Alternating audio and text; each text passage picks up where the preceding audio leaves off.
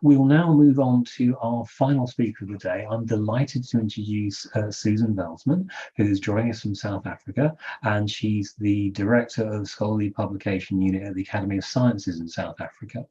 She's responsible for driving the open science agenda and responsible for raising the visibility, discoverability and accessibility of South African scholarly journals through open access. And in particular, she's been co-chair of a major report on combating predatory journals and conferences, which, as I said, this afternoon session about talking about kind of systems and factors influencing good research practice. And perhaps unpleasant symptom of how we do research is the fact that we have not only beneficial, helpful academic journals and conferences, but we also have predatory ones. And I'll be very interested to hear what Susan has to say about her work and the work of her colleagues on this part. Susan, just to let you know, I think you're in presenter view at the moment, so I don't think we can see the slides, however, but if you have any notes for your slides, I think they'll become visible when you go to the next slide.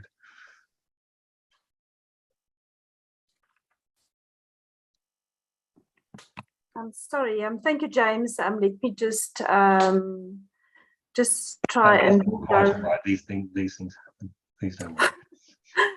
Sorry about it. Let's just try again. Let me just share again. Sorry, I've stopped sharing just to cancel that particular function.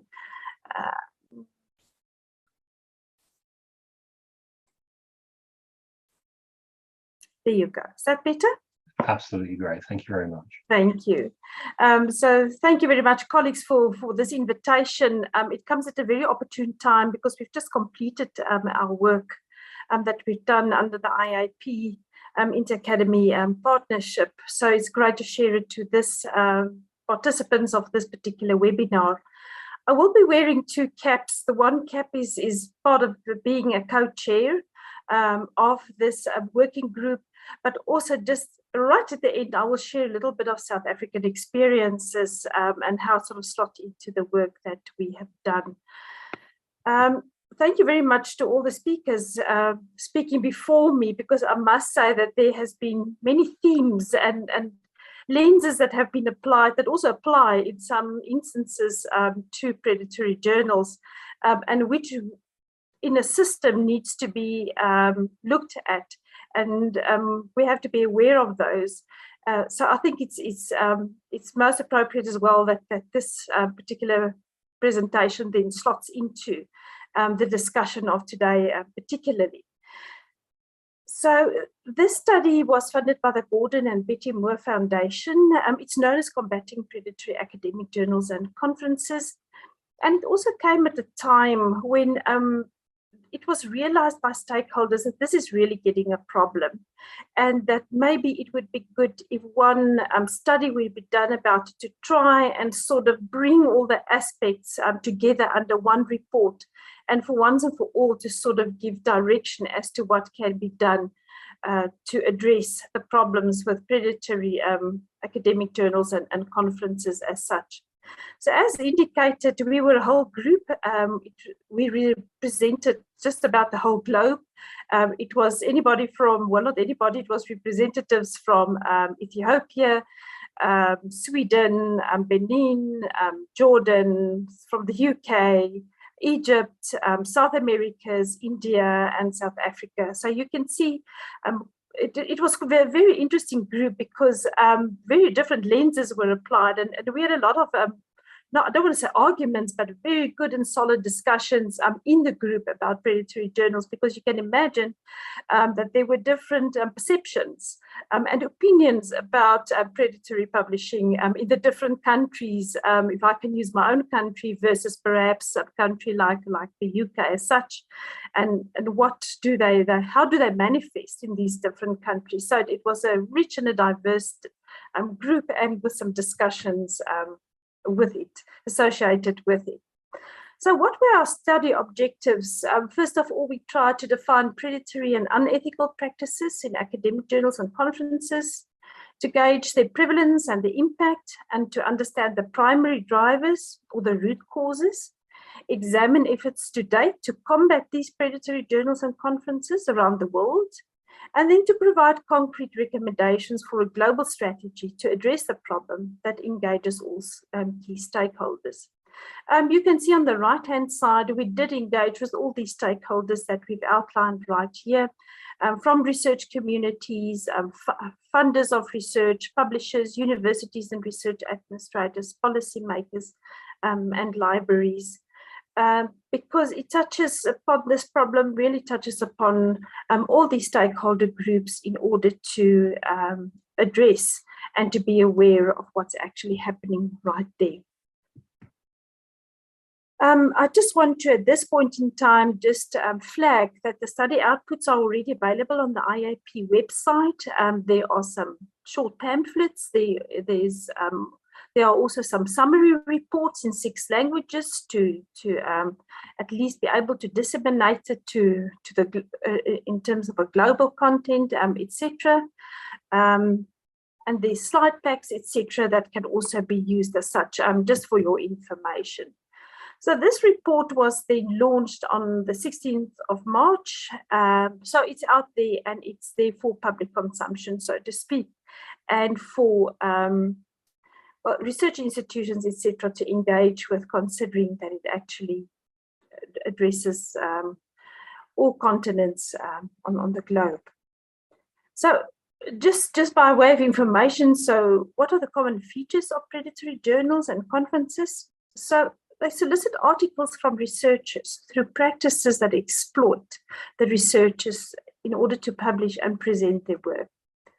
So the features include, but are definitely not limited to, so I'm just trying to highlight some prominent features as such, is rapid pay to publish, present models without rigorous or indeed any peer review, fake editorial or conference boards falsely listing respected scientists, fraudulent impact factors or metrics, or conference titles and journals that are deceptively similar to legitimate ones, and aggressive spam invitations to solicit articles and abstracts, including outside their own expertise. And I'm quite sure you've all have been subjected, especially to these few points already. So these genuinely fraudulent practices continue to evolve and are becoming actually quite difficult to distinguish between low quality, unethical, and questionable publishing. And I think this is a very important point, and I will demonstrate later on when we discuss the definition of predatory journals in our working group as such. We started off to do a literature review, and I must say the literature is quite rich on information, and there are many anecdotes of what happened and how it can be viewed, and how different countries have actually perceived it, as well as the problems encountered or when an author engages into unethical practices, etc. Then we conducted a survey, and this survey was very interesting, and I think that this was a really attempt of ours to try and establish sort of the extent of predatory publishing, and just to see what is the incidence of these practices in the different countries. So the total participants to this survey was 1,872 participants. So that represents about 112 countries. You can also see on the map how the percentage of participants per sort of broad region and continent as such. So we think that we at least had a very good representation of researchers internationally. So over 80% of the participants perceive that predatory practices are a serious problem or on the rise in their country of work. And this caused some alarm and some concern for especially the panel members as such. I also just want to highlight the survey headlines as such. So researchers at all career stages need to be on their guard. And when we started off, there was a perception that maybe it's young emerging researchers that will fall into this trap, but we actually found it ran across the board of defining researchers as such. Low and middle income countries researchers are much more vulnerable. We could see the evidence of that as well. And some disciplines are more vulnerable than others. And we found that researchers in arts and humanities, with specifically that researchers in arts and humanities with predatory journals are much more vulnerable. And it also sort of aligns with what we found in South Africa when we did our bibliometric analysis of where do South African researchers publish. But very interesting enough, that research in transdisciplinary and engineering sciences actually fall prey to conferences. And that is quite something to bear in mind. So at least 14% of the respondents admit that they have used a predatory journal or conference. So this number is actually quite high. And in some instances, it was actually quite sad to see what people report back, and I will give you some examples of those, to realize that it leaves a permanent scar on the reputation of researchers as such, and that is most concerning. But just to do a little bit and apply a little bit of another lens, how one can view these results, is that it equates to over 1.2 million researchers of the 8.8 million around the world who could have used predatory outlets. And again, billions of dollars of research costs, people, materials, and time wasted as a result. So therefore, it really needs urgent attention. So at least 24% of the respondents have either published in a predatory journal, participated in a predatory conference, or actually don't know if they have. And this is most alarming when you get anecdotes like they were not aware at the time, they needed to advance their career, it was much faster and easier and a much cheaper option to get the results out through this way, and they were encouraged by their peers. So you can really see it's really alarming to see what have been reported. So if we leave it unchallenged, the majority of the respondents believe that predatory practices will have detrimental effects. It could fuel misinformation in public policy. It infiltrate and undermine their whole research enterprise. And we've been talking a lot about this aspect today, but just with applying different lenses. And then widen the research gap between high income and low income countries. So you can again see that the percentages are very high about the perceptions of the survey participants. And these are the personal anecdotes that I was speaking about, where people actually, we asked them then, when you participated in these predatory publishing practices, how did it make you feel? What happened to you after that? And when it became known to you that actually you shouldn't have done it, what changed? And you can actually see them here. Is wherever my CV went, people would highlight and question my predatory publication. It has become a really obvious black dot in my career. So the experience was bad, no option of omitting or removing my name from these journals. We found that this was a major problem. Retraction of articles were not possible, and sometimes no correspondence even from the editors should they receive such a request. I delayed my PhD completion by many years. I feel discouraged, I'm disconnected, and I'm now trying to pick up the pieces. It's hard. And I really regret our reputations get tarnished and people start judging us for many years. So now I have become a questionable researcher. I was ashamed. It was a truly painful experience. So this is quite serious, and we must take predatory publishing with the seriousness that it deserves. And therefore, in our report, we call for action for all the stakeholder groups to attend to this problem.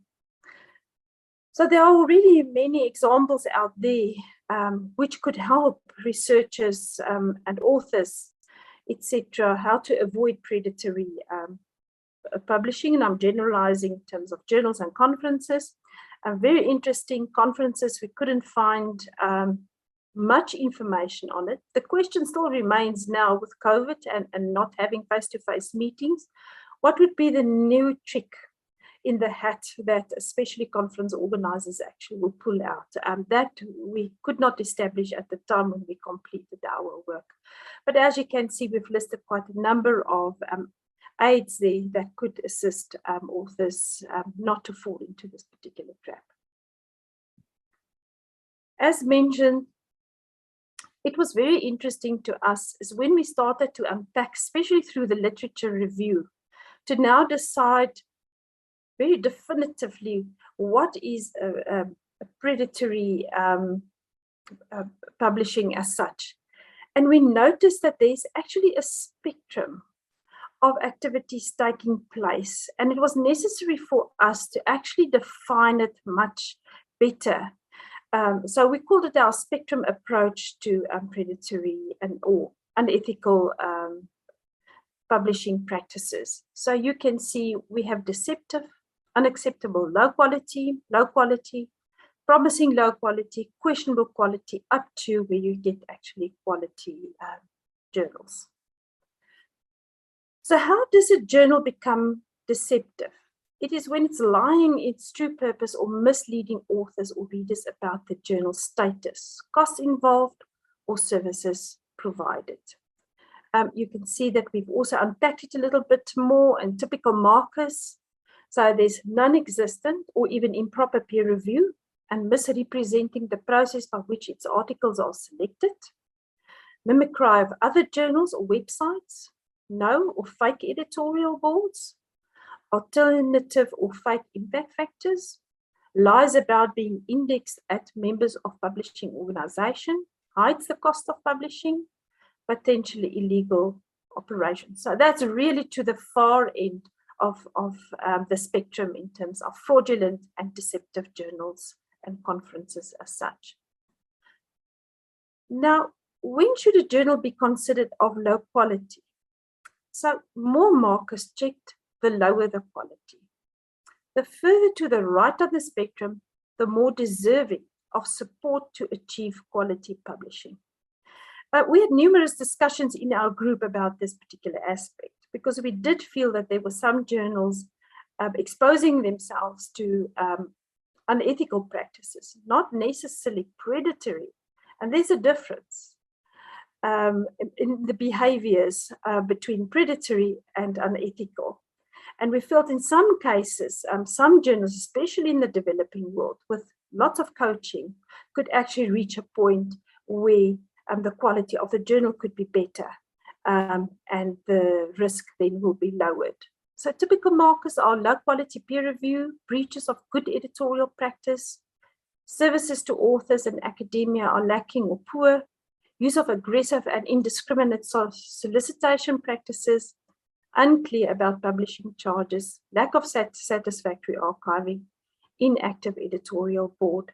So I think these markers actually highlight also responsibility where we have to train editors in terms of the quality of their journals, not necessarily, well, the content, of course, on the one hand side, but on the other hand, the technical qualities that will have to up, not to be perceived as a predatory journal or a low quality journal.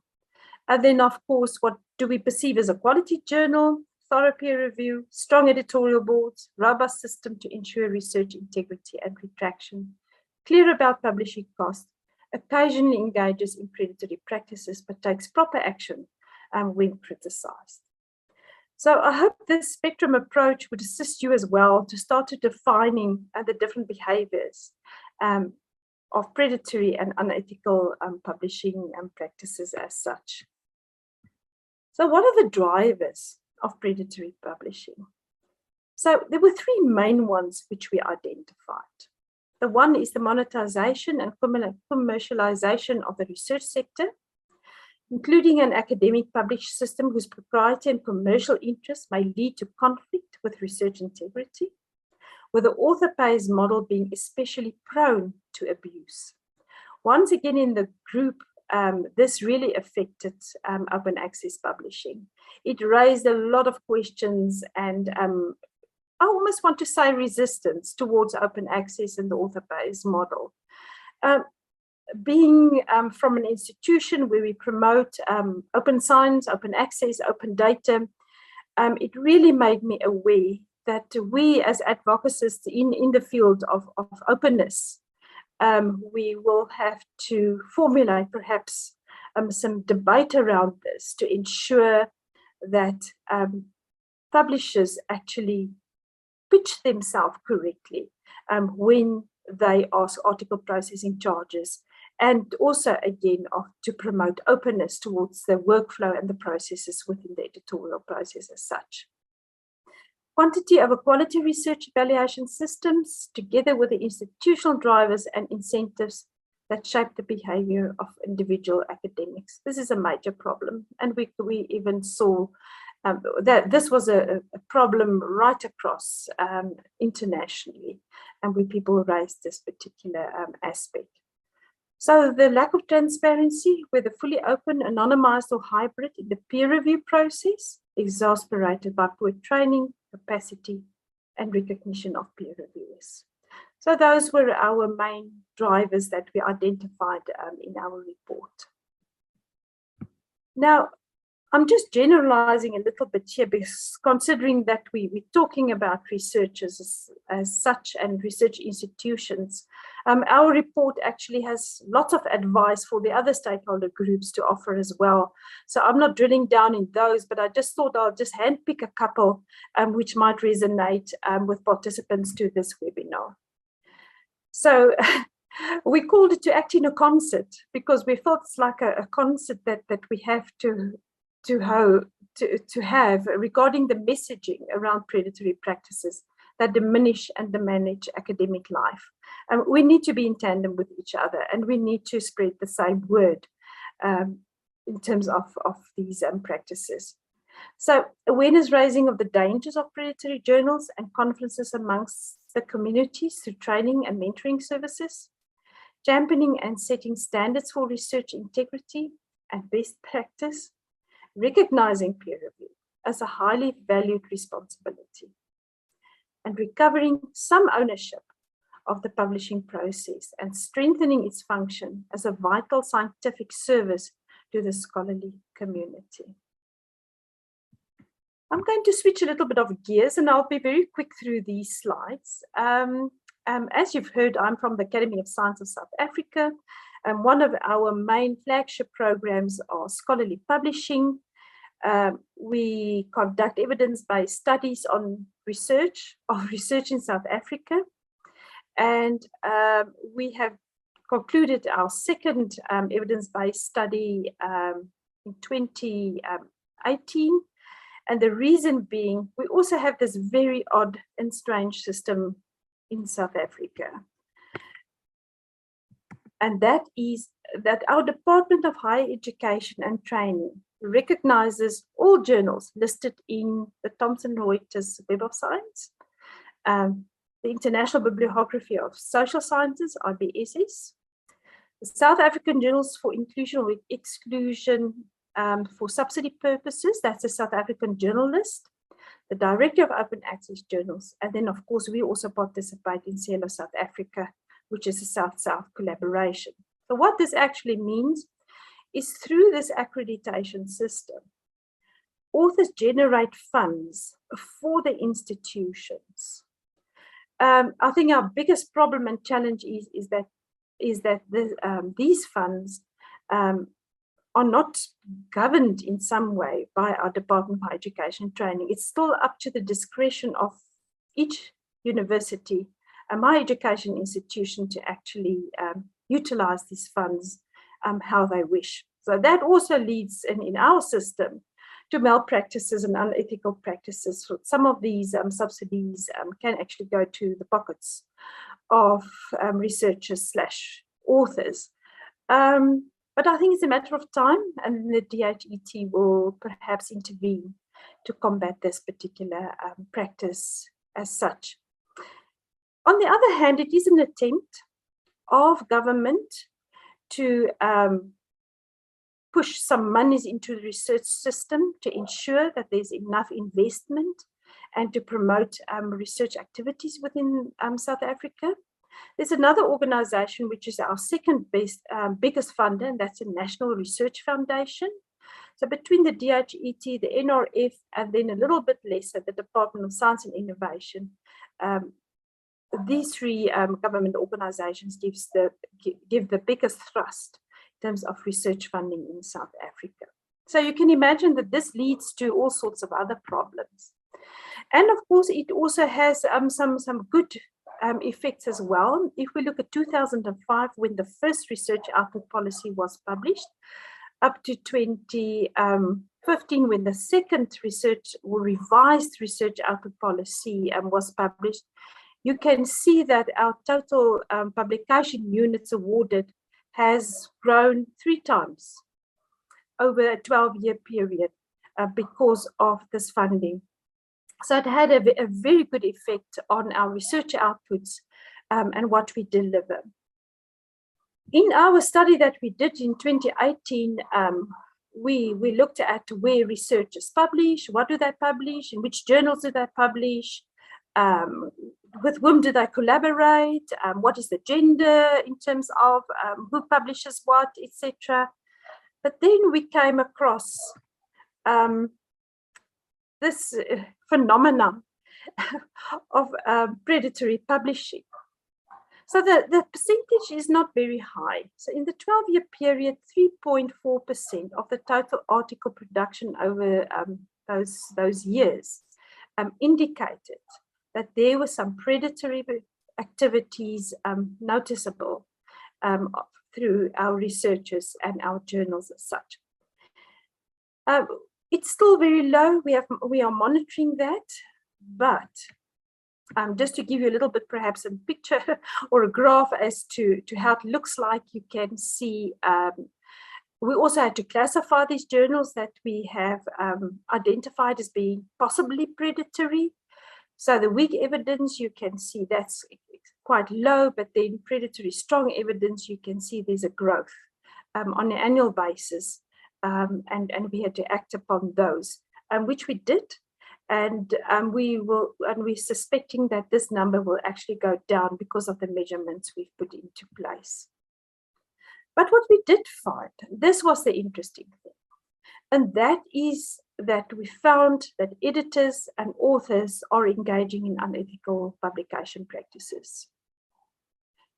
Things like the editor or a member of the editorial board, there was unacceptable levels of publication intensity, or one individual in a particular journal would publish a large number of the same paper, salami slicing into a particular issue of a journal. And we also found publication cartels, where 2 or more individuals, sometimes also members of the editorial board, co-author repeatedly in the same journal. Now, the question might arise, are we still, do we still face these challenges? Yes, we do. And in that regard, our Department of Higher Education and Training has now, is actually now tabling a publications quality framework, which we hope next year will be implemented. And in that particular framework, there will be very specific ways in which we will address these problems. So we are really looking forward to that quality framework to ensure that not only that our quality of our actual journals might increase, because it's a remaining problem at the moment. So in conclusion, there's enormous pressure to publish and publish fast, preferably in the very best journals. And this influences both authors and editors. So as long as our authors are rewarded for publishing, many articles and editors are mostly rewarding for publishing them rapidly. New ways of gaming the traditional publication models will be invented more quickly than new control measures can be put into place. So I think my message then would be is that we have to be very aware of this problem and see how we, within our research systems, that we can combat this problem. Thank you very much, James. I'm handing over to you, and thank you for this opportunity. Susan, thank you very much. That was fascinating and really insightful. Sorry, can you hear me now? I'm having some connection issues. My apologies. No, that is fine. Can you just repeat your question, and I'll just make sure that I do understand what you're asking. Emily asked if you thought preprint and postprint might get around some of the problems of predatory journals. I'm not sure whether by removing incentives for the predatory journals to exist. I am concerned that it might give incentives for predatory journals to exist, and I think we'll have to find ways and means with pre and postprints to actually ensure that we guarantee sort of the copy, and if there's some open and perhaps reviews that is listed alongside the pre or post prints for that matter. I think that's very important. There's been mentioning of perhaps some DOIs and some other measurements that could be put into place, and I think that is crucial to ensure that we have a trusted resource and a trusted access to even a preprint, even for a postprint. I think we have to put those check and balances in place. James, do you want me to take over? Hi, Susan. Yeah, so Richie is saying in the chat that obviously all researchers want to publish, but it's obviously the time pressure that they're under to publish, and that we need to consider to give them more time to develop those skills to choose the appropriate journal to publish. And I think your report is definitely going to give, well, it's not going to give them more time to publish, but it's going to give them the guidelines of knowing where and how to implement the appropriate measures when looking and choosing a journal that's suitable. Yes, sorry, Josephine. I also think I think the system as a whole, meaning the research and evaluation system, I think it calls for the change of how we evaluate researchers and what time we give them, and what do we use to actually accredited researchers and evaluate them with. I think that's very important. I think it calls for the whole system to actually change. I feel we're in a particular rut here, and it just continues. I mean, there's not a complete break or a stop to say, let's not view it this way, but rather let's look at for high quality research output in journals. Yes, I totally agree. One of the questions in the Q&A section from an anonymous attendee is asking, why do predatory journals and conference exist? I think you pretty much covered that in your slide, that it was mostly monetary, was the main driver. And also to, I can't remember the other thing that you said. Could you expand a bit more on that? Absolutely. I think people saw some opportunities here to make actually monies out of this. And because of this need for researchers to publish very quickly.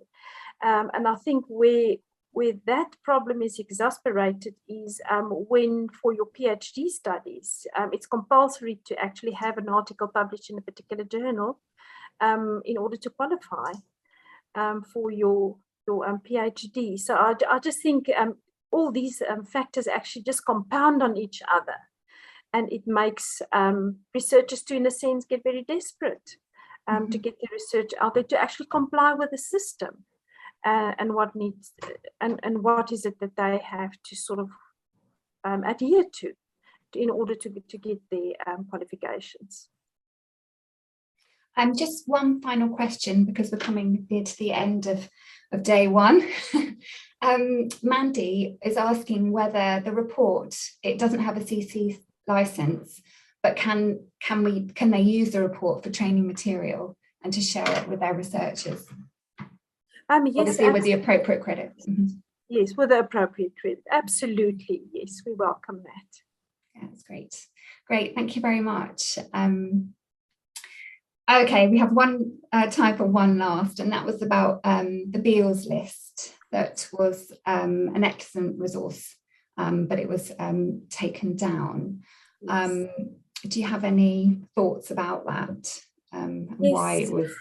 Yes, I think it was really an unfortunate event, and I think the Beals list ruffled a number of feathers. But I think that the biggest criticism I personally have had against the Beals list, it wasn't always very clear as to what criteria did he apply to actually classify these journals in the different categories. I think right at the end he did attempt to be more explicit about what does he consider as being predatory, and that was very helpful. And soon after that, the list was taken off. Yes, that was a very unfortunate event, because I think that list played a huge role internationally, not only to raise awareness, but also gave a method in how you could actually identify these predatory journals. But as I've shown, there's many initiatives out there. Of course, there is a commercially available list where you can also check for predatory, but I think we still sort of promote that one has to just be very wary of this, and like with one tool says, think, check, and submit. We have to be on guard as to how they actually approach researchers as such.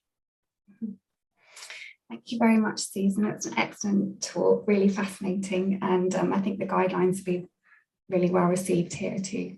I'd like to end day one with a huge thank you for all the attendees and the presenters. It was an excellent variety of presentations and very informative, and you can tell that from the huge amount of chat that's been popping up at the bottom. So thank you very much, and we'll be ending the session now. Thank you, and we'll hopefully see you all back tomorrow.